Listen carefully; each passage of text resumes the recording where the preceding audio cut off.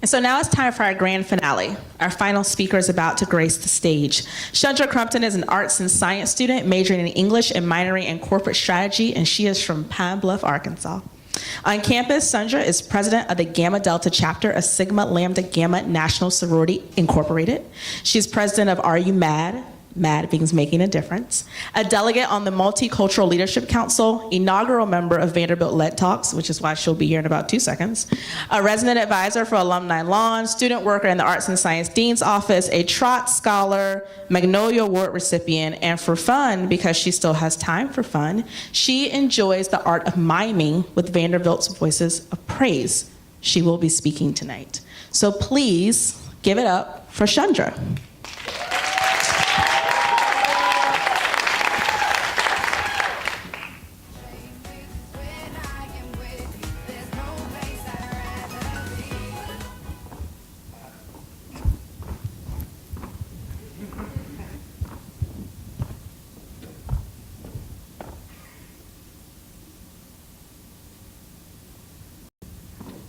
So, how many of you guys were wondering if I was coming back or not? Just raise your hand.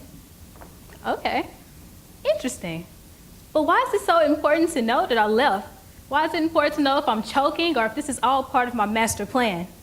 Let's take it a little bit further. How many of you guys are thinking about the homework that you have to do tonight once you leave here? Okay, how about a little bit further? How many of you guys are thinking about checking your Tinder page or Facebook or Twitter? 4th row, 3rd seat, I see you checking it. And why is it that every time I'm walking to class, I'm always focused on getting to class rather than focusing on what is happening in my surroundings? And every time I'm in class, I'm constantly looking at my clock, just waiting to see when I have to go to the next class. And when I'm in the next class, I'm thinking about doing homework. And when I'm thinking about doing homework, I'm thinking about getting good grades. When I think about good grades, I think about going to law school. When I think about law school, I think about my husband and not having really good jobs. And when I think about my husband and not having really good jobs, I think about my daughter Isabella and my son having great 16th birthday parties. Excuse me, I digressed. But do you see how easy it is to get wrapped up in the future instead of focusing in on what you have to do in the present moment?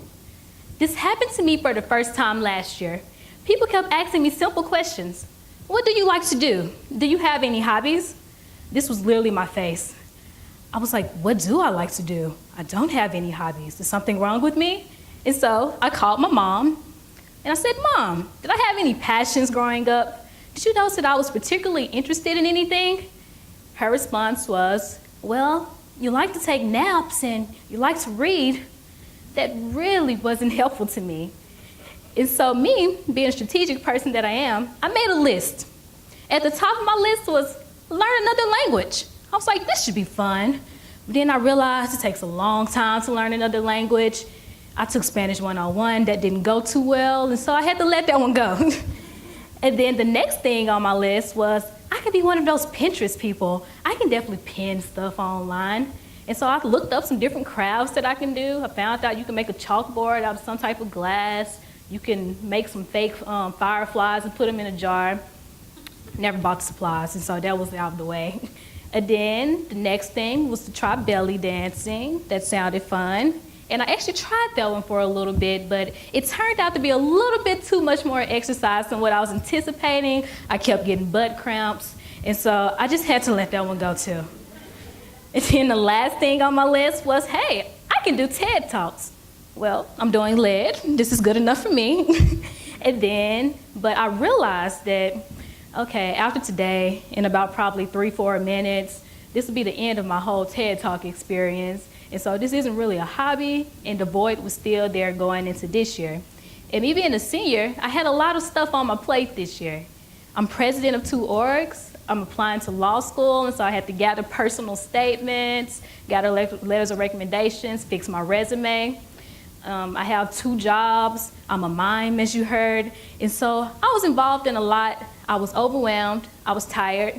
And then just to top it all off, I found out that one of my childhood friends, he shot 4 people, killing 3, and shooting 1 directly in the head.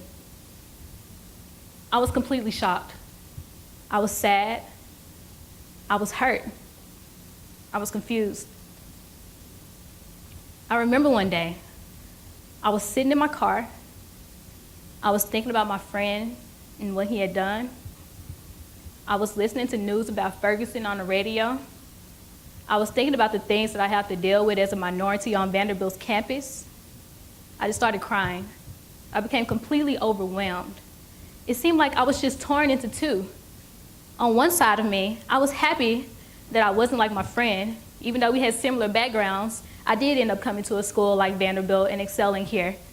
But then on the other hand, I was tired of all that is associated with being a student. You have to go to class, you have to excel in class, you have to be in organizations. You get so overwhelmed at school sometimes, and I didn't know what to do. I panicked. And so I just want to tell you that it's best to pause yourself before life stops you, because I was stopped at one point. But then I remembered something that I learned a while back. I came to Mosaic weekend before actually attending Vanderbilt, and I remember one of the VSG presidents saying that every day you should do at least one thing for yourself. And that really resonated with me, because when you're a student and you're involved in everything and you're going to class, you can sometimes become blank the student rather than just you. And so I encourage everyone to just do at least one thing for yourself every day. For me, I enjoy taking naps. It's a nice pleasure of mine, so I guess my mom was right. For you, it can be something totally different. I also tend to take things to the extreme. Sometimes I take leave of absences in which I don't check emails or answer phone calls if it involves work.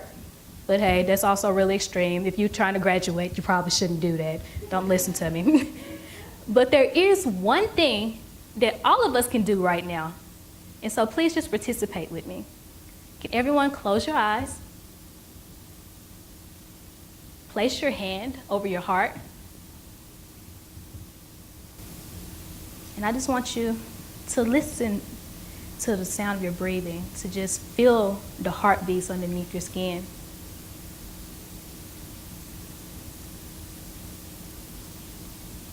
And from feeling all of this, I just want you guys to remember that you are still alive. So live. Thank you.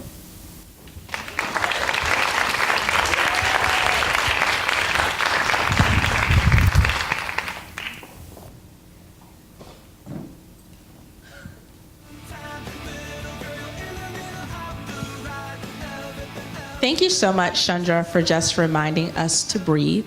I don't think that I breathed in this entire event, so it was nice to inhale and exhale a little bit. So take that wisdom with you and remember that in any moment of the day, you can make that happen for yourself. And thank you, Shundra, for coming back on the stage. We were very concerned the first time she did that in rehearsal, so glad that worked out for everyone.